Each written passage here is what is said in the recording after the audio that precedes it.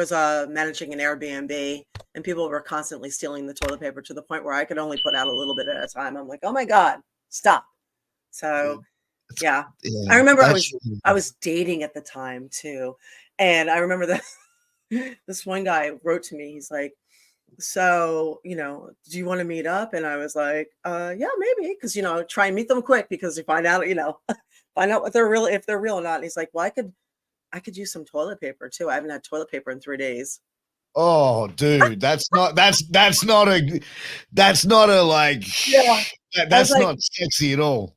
I was like, yeah, I don't think I have time to meet up. Thanks, but no. Was this a Tinder thing, or where was this? I can't remember what online thing it was. He'll say, another nearsighted date because I work from home. I'm like, no, thank you. I'm good. Man, so, but how, like, do you I've been used for things before, but toilet paper, come on. Yeah, that's kind of wild.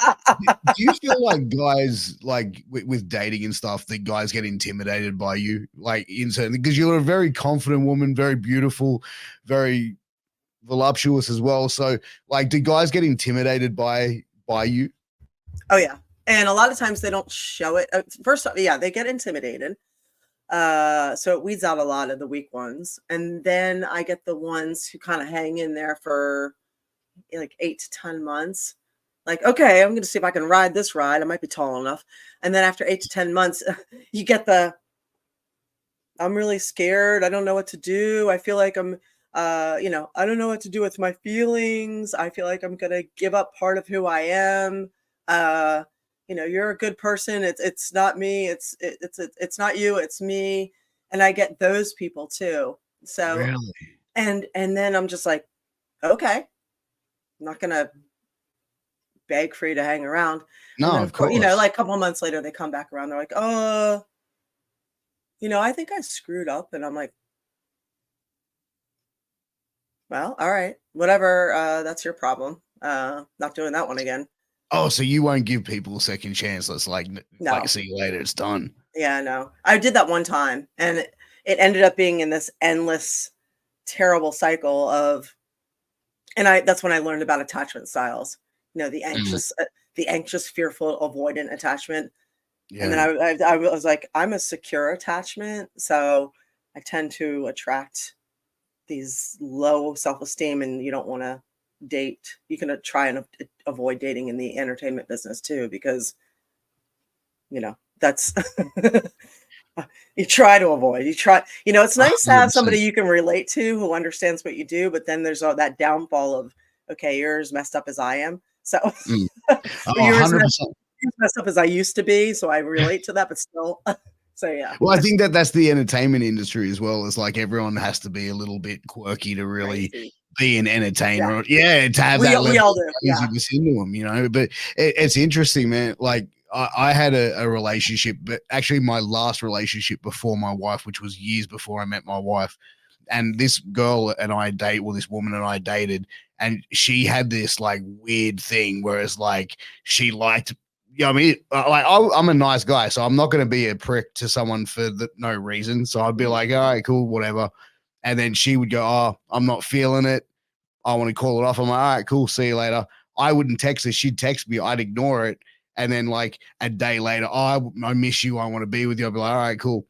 After the third time, I just turned around and said to her, I go, listen, I'll take you back this next time. But if you pull this shit again, like that's it, we're done, like you're cut off, there's nothing.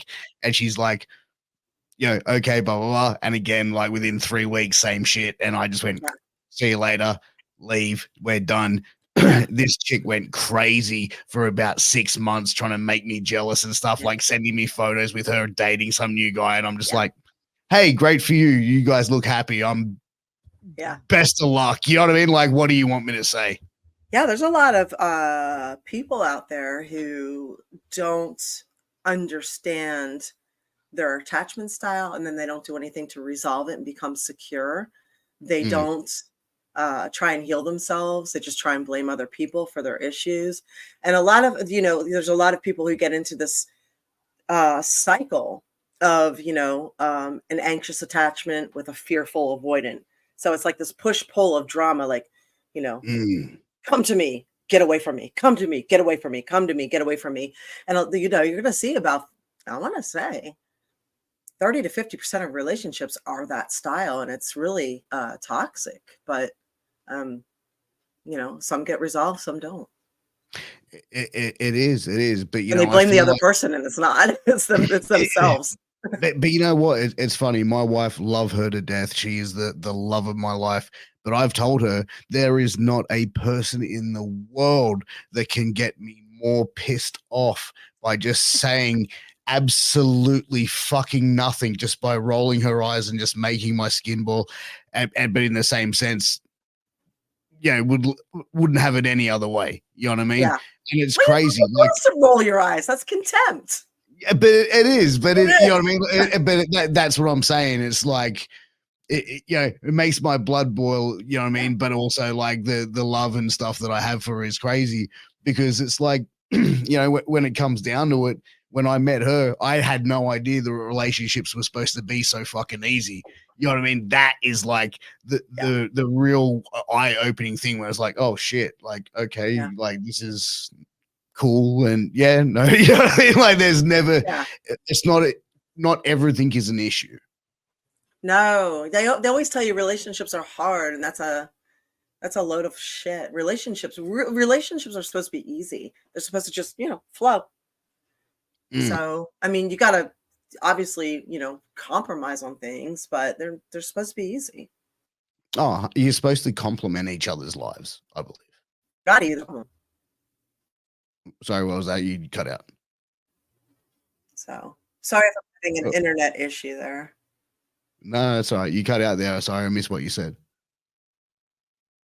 No, my internet's wonky here. I said relationships are just supposed to flow. They're supposed to be easy. If you're struggling a lot consistently, might not be a good situation.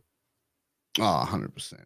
So, you're getting propositioned for toilet paper on a Tinder date. That is by far one of the funniest things I've ever heard, though. That's crazy.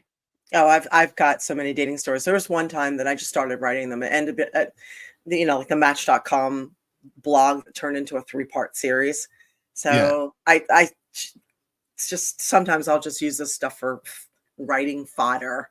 But yeah, it's like when I was dating steadily, there would be a criteria. I started learning certain things, like how do you communicate? Can you differentiate between your and your, then and then? Do you use punctuation? Because honestly, how you do one thing is how you do everything. So if you take pride in your language, and you have valued how because words matter, honestly. How you speak matters, how you communicate matters. So if you just rattle off a sentence in all lowercase with no punctuation, you're going to do everything that way. You're going to be sloppy about your house. You're going to be sloppy about your dishes. You're going to be sloppy about how you cook. You're just going to be sloppy. So I don't know. And I found that to be true. Yourself. Yeah. You're not going to, if you don't take pride in things, in one thing, you're probably not taking pride or caring or getting educated in everything. So I've learned to differentiate with a lot of things. So how do you talk about your mom? Are all your exes crazy? That is a flaming red flag. If all your exes are crazy, that's you. So you have done something to create your actions have created that reaction. So that's a big, nope, sorry, nice to meet you. And do you get along with your exes? So if you get along with your exes to a civil manner, okay, cool. So those are some major weeding out points. So it takes a strong person. But getting along with your exes, like, I even feel like, unless you have kids with someone, like once someone's an ex, there's no reason to have them in your life. Like, that's my personal belief. You know what I mean? I'm sure you may sort of have a different view on that, but that's just the way I see it. Yes, but if they are in a situation where you have to work with them, or they are your neighbor, or you go to school with them or whatever, can you be civil? Oh, of course. Yeah. Did you have a horrible breakup where you were stupid and wrote all about them on social media and trashed them? Or was it a quiet, decent, you respected them as a human being, you know? Yeah. And I think So, that there's different ways to do that, and I think that that's yeah, emotional intelligence and emotional maturity as well when it comes down to handle things like that, you know. yeah. Because I think like breakups are hard. I feel like no matter how long, whether it's a 6 month, 10 month, you know, year, 2 years, whatever, you know, that's a chapter of your life with someone. You know what I mean? Like it wasn't all bad in every single person's No. relationship, and you know that's where you have to look at it and go, there was good times. However, Mm. you know, good people don't necessarily make good relationships. Yeah, and I really feel like we attract people into our lives at a certain point for a reason. So they come in and there's something that we really need to learn at that point. And relationships are the quickest and most intense way for us to learn about ourselves. So Mm, it's a mirror to who we are. So these relationships are direct reflection. mm. So no relationship is wasted time. They're all valuable. Oh, 100%. Like there's always going to be times that you regret in life, but it's like as well, but I feel like it's just still just experiences. You know what I Mhm, mean? Like, you know, I feel like you have to go through heartache, you have to go through struggle mhm. to really appreciate, you know, your wins. And you know it's, you know, you have to sort of go through that. You have to go through that heartbreak. And you know, me and my wife were talking about that. She's like, oh, how do you think, you know, our kids are going to be when they get to that age and stuff like that? And I just said it's part of life. They're gonna fall in love. They're gonna want to date the wrong people that we don't agree with and stuff like that. And it's just, Don't say anything. hey, you know No, what, don't love? say anything. You gotta if you get a teenager and you can't stand the boyfriend or the girlfriend, don't say anything because it just prolongs that relationship. I've still got a few more years to go before that Yeah, stage. So I'm really yeah, I'm treasuring the moments of them being little. yeah. But yeah, I've already told my daughter she's not allowed to date till she's at least 45. So That's fair. I think, yeah, I think that's fair enough. Like, yeah, she's That's got fair. only 40 something years to go. So she'll be sweet.